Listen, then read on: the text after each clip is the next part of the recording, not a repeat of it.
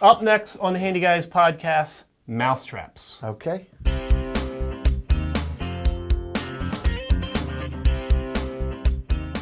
So Brian, recently I've noticed that I have a mouse or a vole or something in the garden. I'm seeing tunnels all around my front garden. Right. It's usually the voles that are tunneling. Yeah, except that they're on the surface, so it's not a mole, because moles don't come to the surface. They don't see air. But it could be a vole.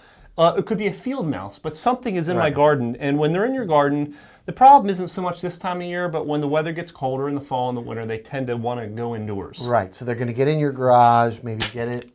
There we go. Maybe get in your basement or wherever. So I've been setting a trap just like this. This is the old-fashioned snap trap. Very easy to set. Everyone's seen these. Well, they're not easy to set. That's often the problem. Well, they scare the heck out of some people. That's true. You're not even doing it right. I'm used to setting them. I'm gonna have. Oh yeah, I have this wrong. So I'm used to setting this, and I've always used this kind of trap. I find that it's very effective. It just works, and you can buy a dozen of these for a couple dollars. I mean, they're dirt cheap. Yeah. And however, on this occasion, this thing keeps getting triggered, and I'm not catching the mouse. And in addition, I have a small dog, which I don't want to go out there and get caught by this trap and have to deal with that. So every night I'm setting it real late, and then first thing in the morning I check it. But I'm wondering, let's look at some other types of mouse traps. I know this has been around hundreds of years, but there's some other traps out there. Hundreds of years, Paul? Yeah, probably. We'll put that down carefully. Okay. Well, I went shopping on the way over here, and I picked up a few different mouse traps. So where do you want to start? Let's start on that end where I see some very simple looking traps. All right. So here's a couple of different varieties of glue traps. So stick your finger in there. This is a glue trap. Yeah, touch it. Crap. So that one... Wow, I barely touched it, and I'm stuck to it. That's pretty interesting. That's got bait on it already. So you just have to stick this out. You stick it out, and now your mouse comes along and sniffs into whatever's in there. And this you would expect, would be safe with pets other than furry pets. Well, no, if your dog steps on that, it's going to be stuck on the dog's foot. Okay. So I would think that'd be worse than that. Really? I don't know. I don't know. Have you ever gotten your snout caught in one of these? No. So, all right, but at least it wouldn't damage them physically, seriously. It might be a real pain to get it out of their fur. Now, the problem with a mouse getting in there is it may not be dead in the morning. Right? It's just stuck there. Yeah. So then you got to deal with that. You got to dispatch it with a shovel or something like that. Or there's all kinds of ways, and we don't need to be too gruesome on this episode. But yeah, you're going to have to put the mouse down. You're not going to be able to pull it off there and release it into your neighbor's yard. Will the vet take care of that, or is that something that the handy guy needs to do? The handy guy needs to. Here's another glue trap. So this one, you peel off this layer that's in here. So it's a little like a box with. Oh, the glue is strong. Right. I almost got stuck in there. So there's a layer of glue in there. Right. And so that way you're not seeing the mouse. I mean, there's a number of these traps, Paul, are designed so that you never see the mouse once it is trapped. What if you catch a fox or something like that? Yeah. I would imagine the fox would run off and that thing would be stuck in its fur. And all right. So those are the glue traps. Now I'm seeing we've got some fancy snap traps. They look similar to that one. Wow, that hurt. This is a fancy one. It's a no view, no touch. Okay, so and the problem can't get your fingers like that one. And it can't get your fingers. So the whole thing turns, and he's trapped in there. If I could figure out where the little lever is. We'll assume it works. Oh, there it goes. So now your mouse is stuck in there. Right, you got to be a mouse to set that thing off. So is the bait in there? It says bait, twist, and set. Right, so you have to bait it first, and there's instructions. Like a snap trap, I usually use a little bit of peanut butter or something like that. And even some bacon bits in with it. Yeah, there's all kinds something of like that. Anything that smells like that. Here's another one that's a no view.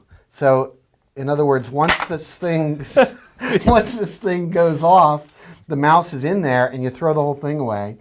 Or you can maybe dump the mouse out. But the idea is you're not seeing the horror that ensues from these traps. But so it's going to be more expensive probably than your little piece of wood and a wire. Yeah, it might be.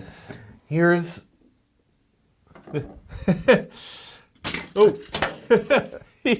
This one looks like a toilet you might find in a dollhouse or something, right? Little I don't know what Ken kind doll or something. what kind of toilet looks like that. Except for the teeth. But there's the seat up. Put the seat up. Which come on, Ken, or whatever. Anyway, but you don't want to get caught in this toilet. That thing's gonna take care of you, right?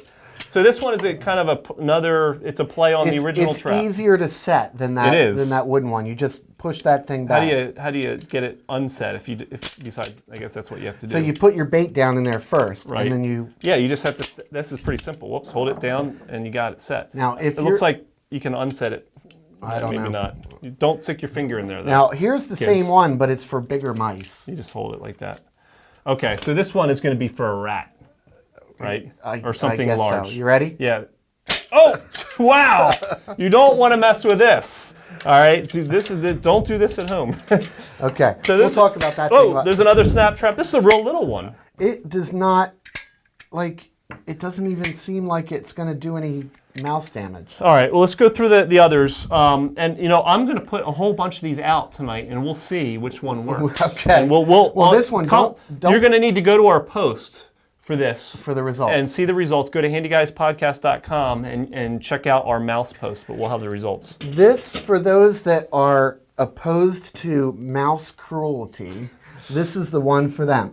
So this one, Paul, let's bring it over If you're opposed to mouse cruelty. If you're opposed... So it kills them in comfort or something, or no, doesn't kill them? it does not kill them. This is a catch and release? This is a catch and release. So what happens is the bait is up on this end. The mouse, you put this up against the wall. The mouse goes crawling in there. Right, because they always follow the walls. So you always want to put your mouse in a garden. It might be a little different. I can follow their trails. But if it's coming in the home, usually it's around the outside of your wall or on a beam or something like that. Right. So this you kind of put up against your wall. Okay.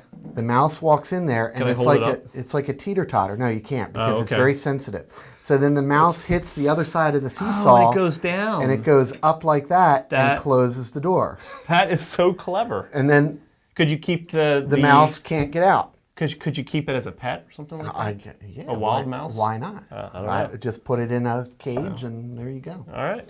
So he can't get out of there, but then you can take this, it latches shut, and then you take it out to your neighbor's house and you... It's a catch and release. You could take it to... and you open it up and let them out. This is another kind that hides the fact that you've killed a mouse. But it does kill. It does kill. It's a kill and no release. It's a kill and contain mouse trap. So, and it has a little indicator that it's set, that you have a mouse caught, and that it's not set. Interesting. So in there's a little thing. Just puts them away. There he is. And you might be able to, I don't know. Oh, it actually says if the mouse is caught, because if there's actually mass in there, this little meter doesn't go all the way to the top. So now this one, don't stick anything in there, but yeah. And not last but least, but one of the final things is we have the poison bait pellets, which I've always had good results with these. How do you know? The campground and stuff like that, because you have mice, you put these around, and then you don't see mice. Okay. No evidence of mice. So a concern about this is my dog will eat them. Possibly. And get sick. Right. So I put mine like behind the refrigerator, behind the couch, where the dog doesn't get. Okay. Now you got one last one, Paul. You ready? Sure. All right. Oh, yeah. So that's the traditional trap for large mice. Right. And these are made in the good old USA, right down the street, not too far from us. Not too far from us. You ready? All right. I don't want to break your screwdriver. All right, let's get the close up on this. The real good. All right. Oh! Wow, there we go. So you don't want to mess with. This is for large rats. You don't want to. That's overkill, Brian. You think that's overkill? Yeah. All right. Well, that's all we got this week. These are all the different kind of mouse traps you can get. We're going to try them out on a real life situation. We'll let you know what we find, if we like one trap over the other. We'll put it on our website. Check it out, handyguyspodcast.com. Thanks.